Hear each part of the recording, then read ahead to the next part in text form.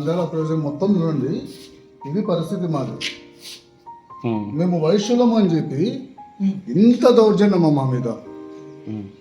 గత 20 నెలలుగా పాత ఓనర్కు బాడిగ చెల్లించడం లేదు. ఏమి అంటే కుట్టనీకి వస్తారు. నేను తీసుకొని 10 రోజులు అయింది. ఏమన్నా ఎప్పుడు ఖాళీ చేస్తారని నేను అడిగితే, ఒరా కొడక నీవేంద్ర నన్ను అడిగేది, వాడే ఏం చేయలేకపోయినాడు, నువ్వేం చేస్తావు అని చెప్పి రాత్రి అద్దాలు పాల్పడినారు. చూడండి, మీరే చూడండి ఎక్కడి వరకు ఇది న్యాయం.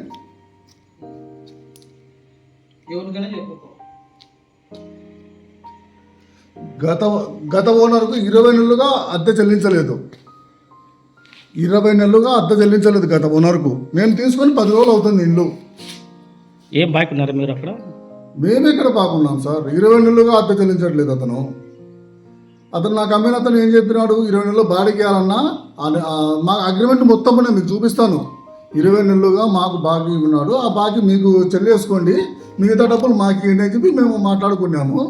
కరెక్ట్ 10 రోజులు అయింది తీసుకొని. నిన్న పోయి మాట్లాడితే అన్న ఖాళీ చేయండి అట్లా అంటే, నువ్వెవర్రా నా కొడక, నువ్వు నన్ను చెప్పనీకే, నా సంగతి తెలుదా నీకు? ఓ అసలు ఇతను ఎవడో 20 నెలలుగా అసలు ఇక్కడ ఎందుకు ఉంటున్నావో మాకు అర్థం కావట్లేదు సార్. ఖాళీ చేయడం లేదా? అస్సలు ఖాళీ చేయట్లేదు. పొరపాటున అడిగితే పాత ఉన్నది కొట్టాడు కూడా, చంపుతామంటాడు.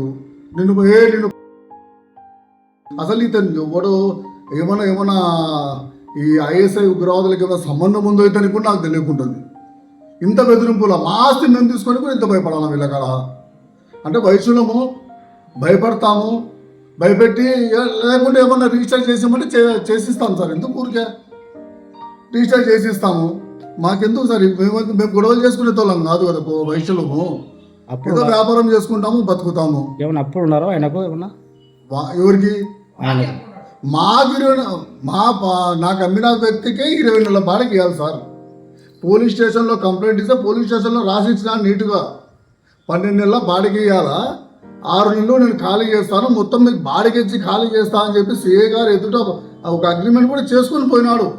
అగ్రిమెంట్ అయిపోయిన 2 నెలలు సార్. ఇది ఏం పేరు ఆయన పేరు? అతని పేరు బొరుగులు అక్బరు. ఈ ఆడికి సార్ న్యాయం.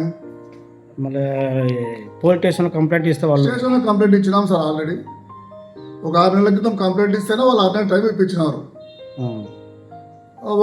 ఒకరి మీద ఒకటి చెప్పుకుంటున్నారు, మరి ఇది మా లిమిట్స్ కాదు, ఇది మా లిమిట్స్ కాదు అని చెప్పుకుంటున్నారు. మేము ఏమన్నా మేము బతకాలని చెప్పి, మేము సంసారం చేయాలని చెప్పి కొనుక్కున్నాం, లోన్ తీసుకొని కొనుక్కున్నాం. ఇది ఏం చేస్తుంటాడు సార్? మేము చిన్న కిరాణా వ్యాపారం సార్ మాది. ఆయన ఏం చేస్తుంటాడు? ఎవరు సార్? అవతల ఉన్న పర్సన్. అవతల కూడా చిన్న వ్యాపారస్తులే సార్. కిరాణా కూడా అతనికి కూడా, అతనే రమేష్ అని కిరాణా కూడా ఉంది గాంధీ చౌక్లో. ఇతను బొరుగుల అక్బర్ అని చెప్పి అసలు ఇతని కమ్యూనిటీలో మేము అడిగినాం సార్. ఇతను అంటేనే అసలు సీదరించుకుంటున్నారు. వీనికి ఎందుకు ఇచ్చారు అన్నట్టుగా సీదరించుకుంటున్నారు. ఏమి వ్యాపారాలు ఉన్నాయో లోపల ఏమేమి ఉన్నాయో కూడా మాకు తెలియదు. 2 సార్లు సార్ రేడియో పాకిస్తాన్ రావడం మళ్ళీ ఏందో నాకు అర్థం కాకుంటాను. ఇతను అంటే కోమటోళ్ళు అంటే అంత సులకన మేము బతకాలన్నా వద్దు, లేదంటే ఇదే బిల్డింగ్ ముందు మేము భార్యాభర్తలం, నాకు 2 పిల్లలు సార్, సన్న పిల్లలు. మేము మందు తాగి చచ్చిపోతాం. ఎందుకు ఊరికే ఆడైడు అప్పు చేసి ఇల్లు కొనుక్కున్నాము, ఇల్లు మాకు రానప్పుడు మేము ఎందుకు బతకాలేదా? ఏదో ఒక సూసైడ్ చేసుకుని చచ్చిపోతాము. దయచేసి సార్ మీ ద్వారా, మీ మీడియా ద్వారా ఎస్పీ గారికి విన్నపించుకుంటున్నా, న్యాయం చేయండి సార్. మాకు ఎస్పీ గారికి కూడా చెప్తున్నా కదా, కొంచెం న్యాయం చేయండి సార్ మాకు. Okay, thank you sir. ఇంటి పరిస్థితి కూడా రమేష్ బాబుది మీకు సంబంధించేది. రమేష్ బాబు డబ్బు బలంతో దౌర్జన్యం చేస్తున్నాడు. అసలు ఇల్లు ఎవరిది? స్టేషన్ లో దగ్గర రావడం, దౌర్జన్యం చేస్తాడు. చట్టపరంగా అంటే రాడు, మంది తీసుకొస్తాడు. మేము కంప్లైంట్లు ఇస్తే ఏమో తీసుకోరు. డబ్బు ఉంది, దౌర్జన్యం చేస్తున్నాడు. అయినా నా దగ్గర నా పేపర్లు ఆధారాన్ని చూపిస్తాను. అంటే ఇల్లు మీరు బాడేకున్నారా? ఎట్లా? మీ సొంతమా అది? ఇల్లు బాడిగితే బాడిగిస్తున్నాం.